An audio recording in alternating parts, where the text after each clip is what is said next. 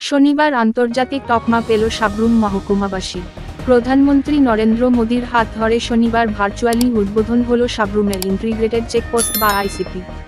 প্রধানমন্ত্রীর এই ভার্চুয়াল উদ্বোধনী অনুষ্ঠানে উপস্থিত ছিলেন রাজ্যের মুখ্যমন্ত্রী প্রফেসর ডাক্তার মানিক সাহা সহ মন্ত্রিসভার প্রায় সকল সদস্য। এই উদ্বোধনী অনুষ্ঠানকে কেন্দ্র করে নতুন সাজে সেজে উঠেছে রাজ্যের অন্যতম সীমান্ত মহকুমা সাব্রুম। শনিবার রাজ্যের অন্যতম সীমান্ত মহকুমা সাবরুমবাসীর মুকুটে নতুন পালক যুক্ত হল। সরকারিভাবে আন্তর্জাতিক তকমা পেল মহকুমা। শনিবার সকালে প্রধানমন্ত্রী নরেন্দ্র মোদীর হাত ধরে ভার্চুয়ালি উদ্বোধন হয় সাব্রুমের ইন্টিগ্রেটেড চেকপোস্ট।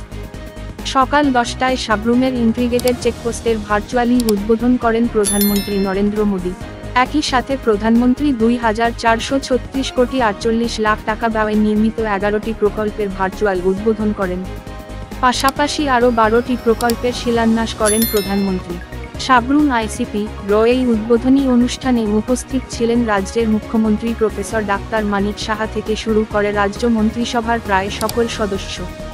উপস্থিত ছিলেন এলপিআই এর চেয়ারম্যান আইপিএস আদিত্য মিশ্রা। মাননীয় প্রধানমন্ত্রীজি এই কথাটা কত সুন্দর কথা বলেছেন, শুধু আমাদের প্রদেশে না, সমস্ত প্রদেশে।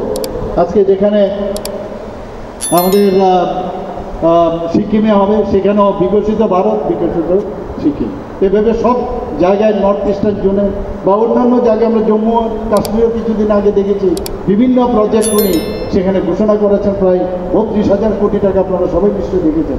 তো সমস্ত জায়গায় এই যে বিকশিত ভারত, বিকশিত বিভিন্ন প্রদেশ, বিকশিত ত্রিপুরা, একটা সমস্ত ভারতবর্ষকে একসাথে এক সূত্রে বাঁধার যে ওনার চিন্তাধারা, সেটা কিন্তু আমরা এখন পরিলক্ষিত করতে পেরেছি। সত্যি আজকে আমরা গর্ববোধ করতে পারি এইরকম একজন গার্জিয়ান, এইরকম একজন আমাদের নেতা, আমাদের যশস্বী প্রধানমন্ত্রী নরেন্দ্র মোদীজি আজকে দেশকে সামনের দিকে নিয়ে যাচ্ছে।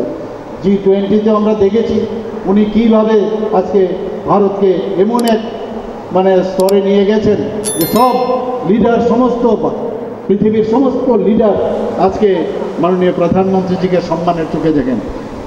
আমার মনে হয় যে আজকের যে বিভিন্ন যে ভার্চুয়ালি উনি আমাদের সামনে আসবেন, বিভিন্ন যে ফাউন্ডেশন লে করবেন, বিভিন্ন রাস্তার যে উদ্বোধন করবেন, এর জন্য আমি ত্রিপুরাবাসীর পক্ষ থেকে মাননীয় প্রধানমন্ত্রী নরেন্দ্র মোদীজিকে অনেক অনেক কোটি কোটি প্রণাম জানাচ্ছি এবং ওনাকে ধন্যবাদ জানিয়ে আমি আমার বক্তব্য শেষ করছি। নমস্কার, বন্দে মাতরম।